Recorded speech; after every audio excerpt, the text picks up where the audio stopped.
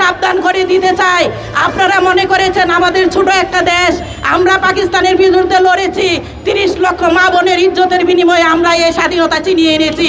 আমরা 24শে আগস্টে আপনারা দেখেছেন, 24শে জুলাই 5 আগস্টের আন্দোলন দেখেছেন। বাঙালিকে দামিয়ে রাখার মতন বাঙালি আমরা নই।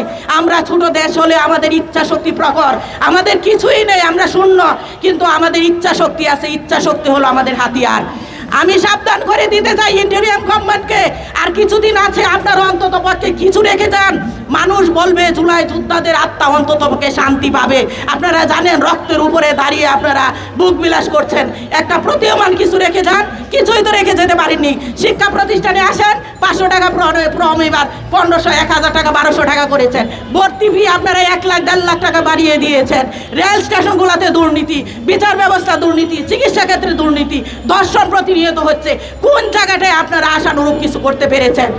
আমার ছেলেটা মানে কার সাথে যে যাইতে চেয়েছিল ভারতে, তো ওনার হচ্ছে আমার শ্বশুর আর আমার শাশুড়ি, আমার মানে শালা ভারতে আছে। তো আসে না, কার সাথে, ছেলেগুলোর সাথে এখন জড়িত হয়ে নেয়, মনে করতে যাইতে চাইছিল ভারতে ঘোরার জন্য। ঘোরার জন্য যাইতে চাইছিল। তা আমি পরে বাজার থেকে বাড়ি আসলাম। বাড়ি আসার পরে শুনলাম যে আমার বউকে বললাম যে ছেলেটা কোথায় গেছে, যে কছে যে আমি তো বলতে পারি না। তো পরে আমি খবরটা নিলাম যে কোথায় গেছে।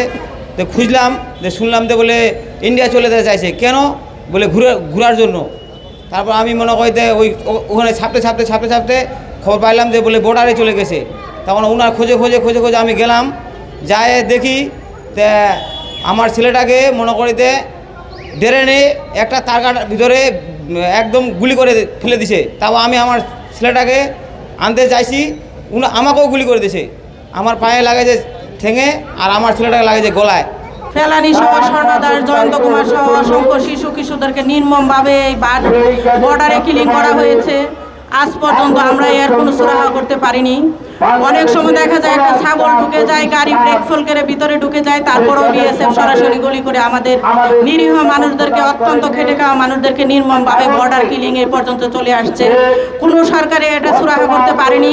2025 সালে 34 জন মানুষকে হত্যা করে তাদেরকে নির্মমভাবে হত্যা করা হয়েছে। আজও পর্যন্ত কোনো সরকার, যেখানে স্বামী স্ত্রীর মতন সম্পর্ক ছিল ভারতের আমাদের ফ্যাসিস্ট আওয়ামী সরকারের সাথে, সে সময় অসংখ্য মা বোনদের বিভিন্নভাবে দর্শন করা হয়েছে, নির্যাতন করা হয়েছে, হত্যা করা হয়েছে। এখনও অনেকের সাথে দহরম মহরম থাকা সত্ত্বেও আমরা বর্ডার কিলিং এখন পর্যন্ত আমরা প্রতিহত করতে পারিনি।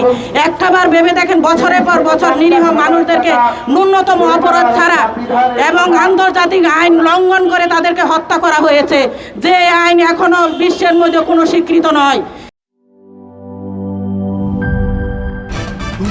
ভয় পাস না, এটা কসমিক ডোর। শব্দের আরেক নাম কসমিক ডোর। এর ওয়াল থিকনেস ও রিপ থিকনেস বেশি থাকায় এটাকে 50 বছরেরও বেশি। কসমিক ডোর, নিশ্চিন্তে 50 বছর।